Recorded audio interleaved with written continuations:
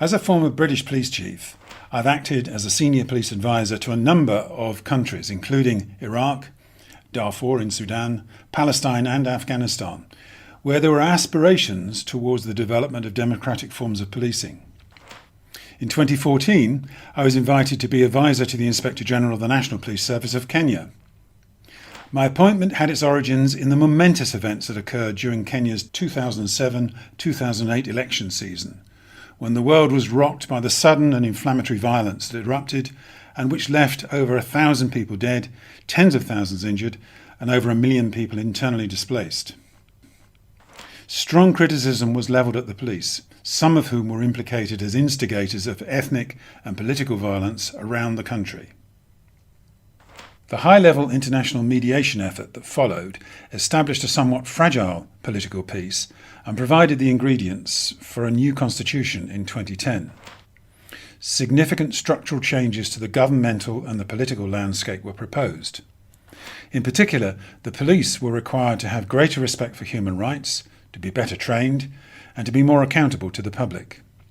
New laws, drawn from the constitutional requirements, restructured the police, and in late 2012, an Inspector General was appointed to direct the newly established National Police Service and to establish community policing as one of the main planks of the police service delivery. In 2015, the second Inspector General instigated a major shift in the strategy of police reform. At a gathering of senior officers in May of that year, he conducted an internal discussion about the implications of the constitutional and legal changes for Kenyan policing in the 21st century. He did so not by lecturing, but by asking fundamental questions about the purpose of police and policing. What and who were policing for? He provocatively suggested the traditional role of the police in Kenya had always been to protect the incumbent regime and to suppress the natives. His words, not mine. He explained that the demands of modern society, with its higher levels of education, access to world information through technology, and the democratic society that most of them now lived in, contrasted with the traditional relationship the police had previously had with the public. He outlined the strategy he called people-centred policing, signalling a change from the hitherto reactive policing style to one that provided service to the public, listening to and acting on their concerns, and being answerable to them.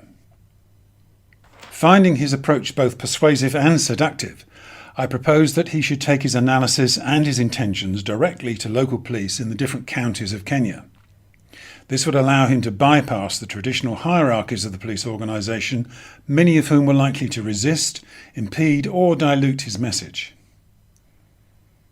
Over the next 2 years, the Inspector General committed large chunks of his time to conducting sessions around the country where he discussed with frontline officers, often 500 and 600 at a time, what the constitutional reforms meant for local policing and how the police should behave to meet these new standards.